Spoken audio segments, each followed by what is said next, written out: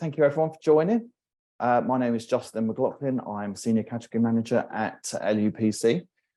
This presentation is for the launch of the official launch, I should say, of the carbon offsetting framework, which we are running for UK UPC. So it's available nationally to all the consortia. As you might have heard, this presentation is being recorded. We will share it, and we will share the slide pack, and we will share any question and answers that come out of this presentation. Use the Q&A function to ask your questions, please. And yeah, I hope you find this informative. I'll do my best to answer anything that I can. Just bear in mind, I'm not a carbon offsetting expert. I am a procurement person, but I will find out the answers for you if I need to, and we'll come back to you. So yes, so thanks for joining. And this carbon offsetting framework has been, well, it's been live for maybe 6-7 weeks now, I think.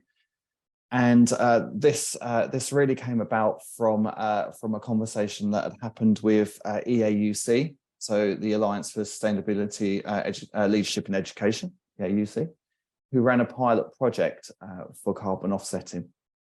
So what I'm going to do in this process is run you through what the background is to the framework, how it runs, and what we're going to do through the various iterations of this framework that will come up, you know, across time.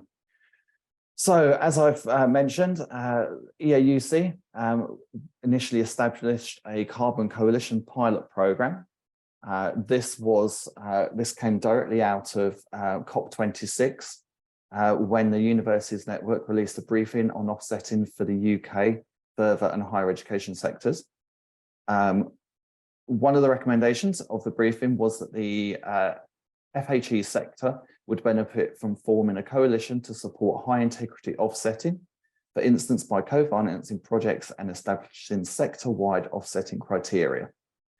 So as I've said, EAUC developed the Carbon Coalition pilot program to support the recommendations of COP26, and has been piloting that scheme for 7 institutions to utilise a fund manager to offset emissions, leveraging combined buying power and knowledge.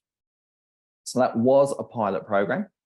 And in 2022, EAUC approached LUPC to realise the pilot project in a fully compliant national procurement process, which enables the FHE sector to benefit from the work of the pilot project undertook.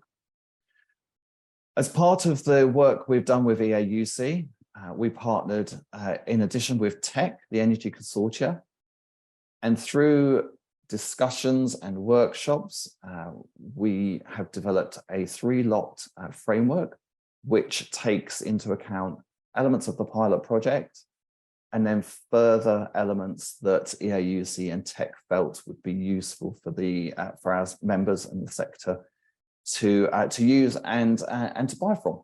So what we'll do is we'll have a look at what those lots are in a moment. But just to say, this framework is available to all consortia across the UK. It's 2 years in length. It has the option to extend, but we don't believe we will take that option. What we want to do is look in 18 months' time to see how this framework has been running and how we can develop it into the next iteration through a revised process with further support from our members, including you guys. So all those people that do decide to use this framework, we'd really appreciate your feedback on how it's run. But nobody's done this before. So this is a first stab, if you like, at what this, you know, at what using services like Carbon Offsetting Validation Manager might look like. So we're going to take all the learnings and move through this in a number of iterations of a framework going forward. So the scope of the framework at present, it combines 3 lots. So lot 1 is carbon offsetting services. Lot 2 is voluntary carbon removals. And lot 3 is UK ETS allowances. So let me go into a bit more detail around these lots for you. So lot 1 provides verification manager services, which offers a simple, robust offsetting menu of products that provides maximum value for money, as well as providing confidence in the projects members are investing in. This reduces reputation risk to HE institutions and other public sector organisations that might use this, such as other LUPC members, like museums, galleries, art institutions, and provides confidence in the projects that are selected to offset carbon. This lot is run in partnership with EAUC and is a direct translation of the pilot project that EAUC ran. There's one supplier on this lot, and that is the same supplier that was in partnership with EAUC for the pilot project. This provides the most risk-averse approach for our members to use carbon offsetting validation services, verification services. So this is the lots that I believe most people will want to use.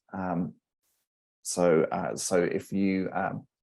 if you're interested in how the pilot project ran, I can provide you with more details of that, and we can talk about this, in one-time meetings if you need to with EAUC. It's a really, really robust way of looking at what projects are available. It has a high bar of entry. It really follows the directions of the Carbon Coalition Board. So this is the most useful lot, we feel, for our members. Lot 2 is very similar to lot 1. However, what it does, it puts more onus on you as a member to understand the carbon market and to take risk on yourself. It combines 2 suppliers on this lot, the same supplier as lot 1 and an additional supplier. So for this lot, you would need to run a mini competition to access the type of projects that you might want to invest in. Like I said, this is more around you guys having more understanding of the carbon markets, and you would be happy to work with the suppliers directly rather than having any input from EAUC or LUPC directly, if that makes sense for you. Lot 3. So as I said, we worked with TEC as part of this process, and TEC really wanted to bring to the table a lot which took into account UK ETS allowances. Now, I'm going to be the first person to hold my hand up and say, I don't really understand this, but thankfully this is run in partnership with TEC. So if you did want to use this lot, then myself and our partners at TEC would speak to you and talk to you around lot 3 and the ETS allowances.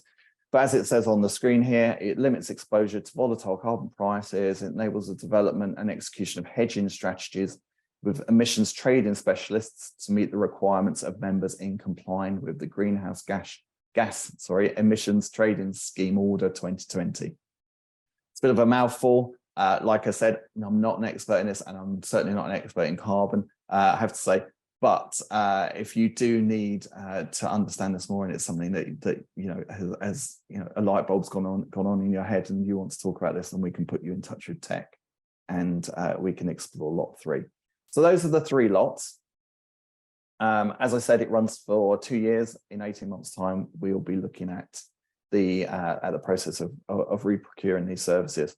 Oh, I should have said as well, for lot 3, there's 2 suppliers on there as well, and all of the details of the suppliers are on HE contracts. So what I wanted to do now is just talk through the benefits of using the framework. So I see that there's absolutely more benefits than the 4 that are on here, but these are the 4 key ones, I believe. So it gives access to validated projects. So all of the projects that are used through lots 1 and lots 2 are verified, have the appropriate certifications, have the appropriate background material. There is such a wide range of projects that are available, but they are all very much, they're all very robust and very interesting projects. I mean, some of the projects that we're looking at LUPC range from capturing carbon through the use of kelp forests off the coast. And then it goes all the way through to, projects that are in Mexico looking at LED lighting, and then through to the Amazon rainforest as well. So, but all of these projects are verified, and you will have all of the certifications in place, which should give you the confidence to participate in projects that you're interested in. The next thing that I want to bring up is education. And I think this is really key for this framework. The framework suppliers really want to work with our sector to understand, what we want to get out of this. They will work with you to educate yourselves. They will work with you to advance knowledge in this confusing area. And it really is confusing and, a bit of a minefield. And there's so many things you need to be aware of when you're looking at carbon markets.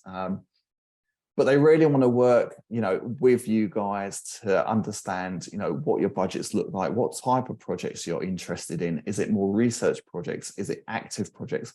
Is it projects that are gonna be realized in the future, the near future, or is it a longer term project that you're interested in?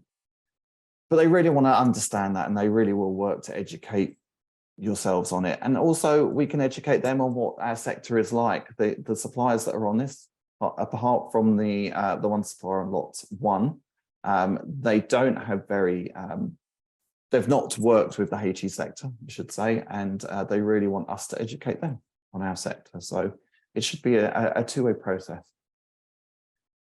There's also a consistency of approach. So through the further iterations, and to make sure they're viable and work for our members and suppliers, we need to understand the requirements. And no matter what size of the institution, you will be at the heart of our processes to develop new iterations of this framework. But also, if you're a small organization, you'll be treated in exactly the same way with the suppliers as a large organization. It's just that the budgets are different, but there will be a consistency of approach, and that will carry through. And this is only the start. LUPC has its own responsible procurement manager who will be working alongside myself to ensure that the delivery going forward meets all of the legal requirements, and we become leaders in this field for the HE and wider public sector. As I said, this is the first time a framework of this nature has been realised. So we really want to work to get it right and to develop it in the ways that benefit our members. And like I just said, be leaders in this field. So access to the framework, as I mentioned earlier, is to all the consortia and all of our members. There is only the option for mini competition for lots 2 and lots 3. Lot 1, as I mentioned, only has the one supplier on it, so that makes it a little easier if you needed to use that process. But lots 2 and lots 3 have 2 suppliers, no direct award, have to run a mini competition. And I just wanted to talk through some of the key points around running a mini competition if you're using lots 2 and lots 3. Always use, and I can't stress this enough, use pre-market engagement. So start talking to the suppliers, open up conversations with them. They really need to understand what your requirements are. So, start those conversations early, start them when you can. That's the best way forward to really realize, a good, robust response to any competition that you put out there. A couple of just general points. So obviously always reference the framework agreement on all communications and documents. That goes the same for all of our frameworks that we run. Obviously invite all the suppliers on the lot. It's applicable to lots 2 and lots 3 only. Your statement of requirements should include your budget, the cost of each of the projects that comes out of the services, really is reliant on what you have to invest. So be clear on what your budget is and what you've got to invest in those carbon projects. Provide sufficient time for responses. My guideline is always 4 weeks as an optimum. If you've got, it's going to be dependent, I think, on how much you've got to spend in this and how detailed, you want your specification of requirement to be. You might want to, really delve into research projects and things like that. So, so just be aware of what you're asking of the market and make those timelines applicable to that. Use clear reward criteria.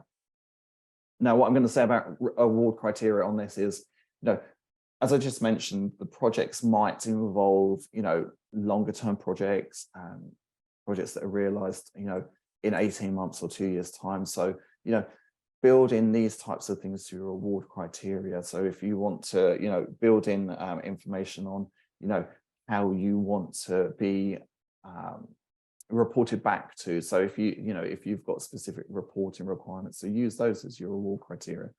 and speak to myself, and you know, and we can develop those together. Part of my role is to really help and support and develop you guys in the use of this framework. So I'm more than happy to talk through anything around developing specifications or your award criteria. Obvious things not to do: don't duplicate questions that we've already asked. Don't exclude any of the suppliers on the lots. Don't combine the lots. You can't combine lots 1 and lots 2 on this. Lot 3 is very different, so you wouldn't be able to do that anyway. And don't introduce any additional award criteria through your tender, through your mini competition process. So be clear upfront and really understand what that award criteria is, you know, as soon as you get that mini competition document out there. All of the information that I've been talking about is available on HE contracts. All of the supplier information, the lot information, you know, the terms and conditions, the tender documents, everything that I have put on or will be in the process of putting on HE contracts. If there's anything that's not on there that you need, I'm more than happy to look at developing something that might be useful for all of our members. But yes, everything will be on HE contracts. So that's your first port of call, really. And the advice on HE contracts is to contact myself as well. So I really want to be a part of this process for you guys. So do contact me, you know, let's have that conversation. I've spoken to a number of organizations already around what this framework is meant to do and how it operates. And I'm more than happy to have those conversations. As we're nearing the end of this presentation, I just wanted to bring up 2 things that I believe I've already mentioned, but this is the first thing I want to bring up is this is a partnership. The suppliers really want to work with you guys to understand member needs. Then they should be engaged as fully as possible right from the very beginning. That's going to give you the best outcome for what you need. And I think in something that is so new to our members, I think if we have an approach of a partnership, I think we're all going to benefit, you know, a lot more from this. And we'll all learn a lot more from this. And in the future, as I've said, in 18 months' time, we'll be revisiting this framework and we will be retendering it. And we will need feedback from those people that have used this framework or those people that have, you know, that want to be a part of the new iteration or, you know, have had, you know, their own experience of carbon offsetting services. So, you know, we really want to engage with you guys and make this as robust a process as possible throughout the coming years. So, you know, just take that into account. And if you do want to be a part of the team when we come to retender, please let me know, you know, and I'll have you on that team. It'd be great to have you on there. And then the final thing I really want to say on this is that we are going to be covering carbon offsetting as part of the conference in September in Exeter. And the event that we're going to be running from 12:05 to 12:50 on the 6th of September is going to be run by MyCarbon, who are the supplier for lot 1 on the framework, and they're also one of the suppliers on lot 2. But they have been key in developing the understanding of carbon validation services for EAUC. They were very key to the pilot project that was run, you know, and really were at the forefront of HE education for carbon. So along with myself and Toby from MyCarbon, we will be running that session in September. And yeah, if you're interested, please put your name down to come to it. We'll be looking at how the framework has been developed. We'll be talking through some real examples of projects and including any information on how we verify those projects and the credibility of them. So if you're interested in that, please come along. It would be great to have you there. And that's really all I've got to say at this point on the framework. You know, I hope this has given you a really good overview. I'm more than happy to put you in touch with any of the suppliers. They're really happy to talk to you guys. You know, even if it's just a conversation, you don't need to do anything else at the moment. If you don't want to, so you can just have a conversation with them. Or just speak to myself and I can put you in touch with EAUC, my equivalent there, Fiona Goodwin, or Tech. And I'm working with Steve Crichton at Tech on this. So yeah, please get in touch. I was going to say, if anyone wants to comment on anything that you've heard today or ask a question, if you click the raise hand button at the bottom of the screen, we can unmute you so you can talk and either ask us a question or comment on anything that Justin's relayed this morning. Please feel free to raise your hand and we'll come to you. Even if you just say it's confusing. I'm surprised there aren't any questions, actually. I thought there'd be lots of questions around this. Yeah, absolutely. I think it's one of those frameworks where it's you need to just start the conversation, and start looking at what what you might have to work with. If you've got an idea of we want to offset our carbon, so let's start talking. You just got to start that conversation, really. And yeah, this might not be the appropriate place to do it, but I'm more than happy to have offline conversations outside of this with people if they need to. There is a question that's come up in the Q&A, and I'm guessing it's from an APUC member. It says, how will this align with Scottish Government's recommendations for offsetting / insetting? Justin, I'm not sure if you're able to answer that. I am not able to answer that, I'm afraid, but I will get you an answer, and we'll put that out as part of the pack that we send out. Yeah, as a follow-up to this, we'll send the recording and the slides and an answer to this question.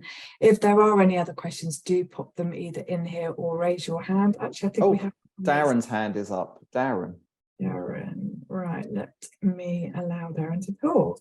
Go for it, Darren. Hello, thank you.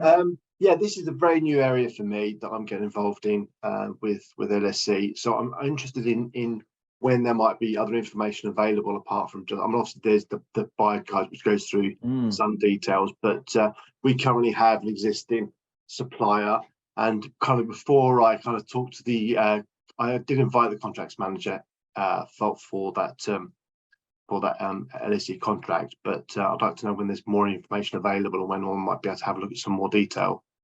So at the moment, yeah, great question, Darren. Thanks for that. So one of the things we're doing at LUPC is we're looking at offsetting our own carbon. So we have identified how much we've got to invest, and we are using lot 2 of the framework at the moment to investigate projects that those suppliers can give us access to.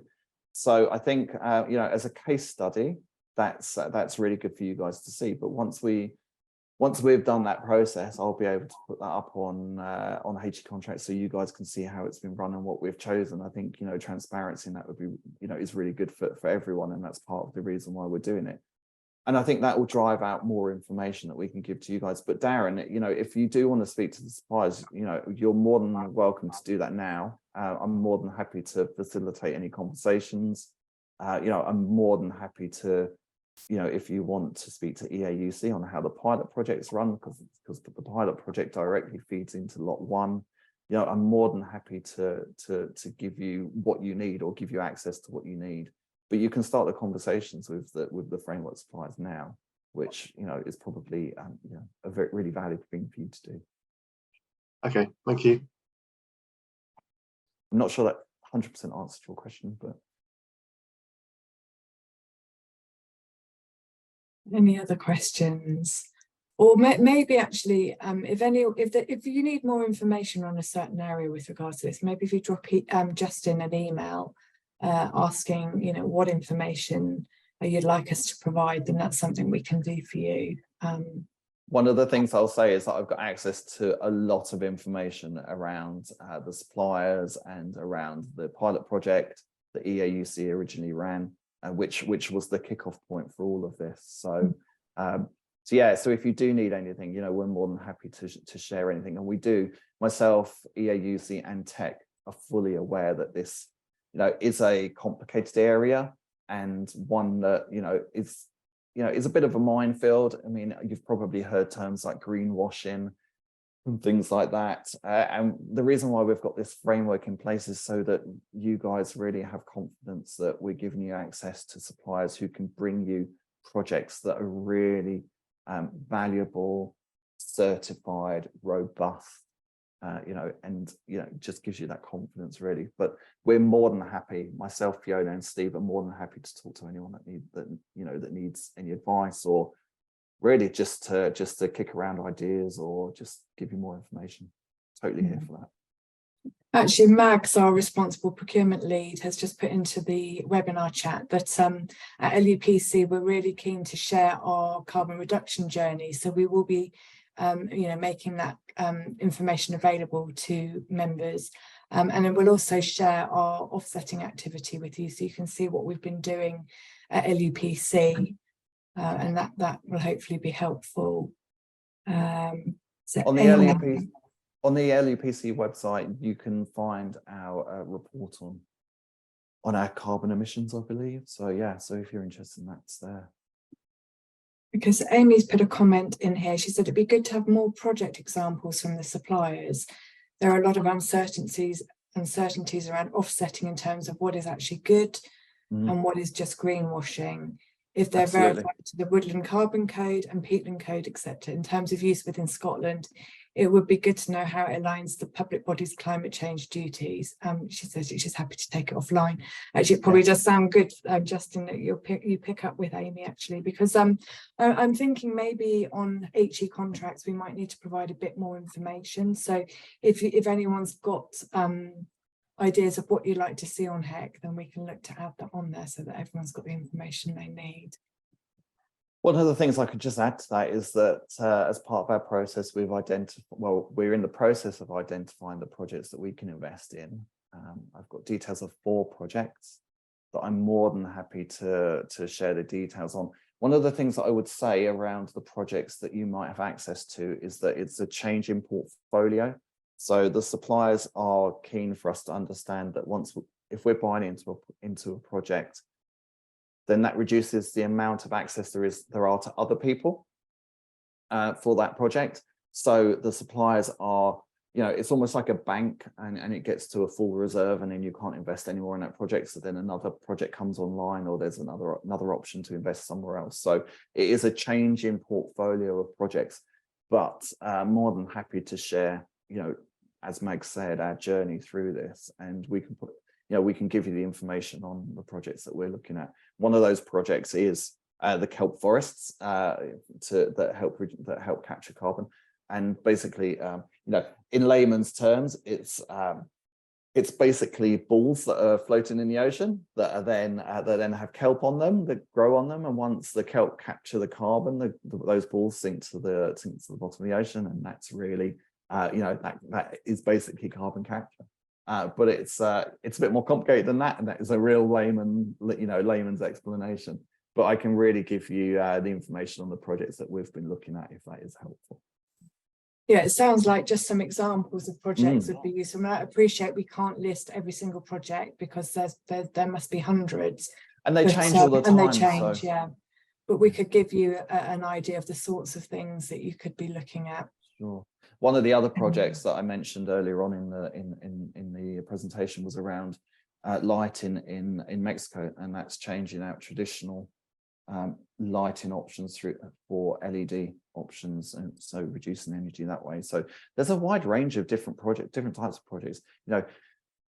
Those afforestation projects, the woodland project, peatland projects, kelp, all sorts of things. There's so many different things out there, and it's not just those projects that you can get involved in. There's options to invest in research as well. So it's a wide ranging set of projects that constantly changes. And actually, just to add, obviously people are really keen to see what sort of projects there are. That's exactly what the session is going to be on at the UK UPC conference. For any of you that are on this webinar now that are coming to the conference, do come along to that session to find out more about the specific types of projects that are available, because that's exactly what My Carbon will be covering. And just to add to that, for our own journey through this carbon offsetting process, we're looking at investing our budget in not necessarily just one project, but splitting it out. So you do have the option of doing that if there's a number of projects that you're interested in. You have the budget, you can do it that way as well. Yeah, as Suzanne said, we can talk through projects at the at the conference, and hopefully that'll give you some real life examples and some real insight into how they're verified as well. Brilliant. I think that's it, Justin. Well, I hope you have found it useful, and I hope you found it informative. As I've said, I'm here to talk to you guys whenever you need it. Drop me an email and we can put some time in, we can have a conversation. Understand this is the start of a journey for a lot of people, and we want to make it as clear and robust a process as possible.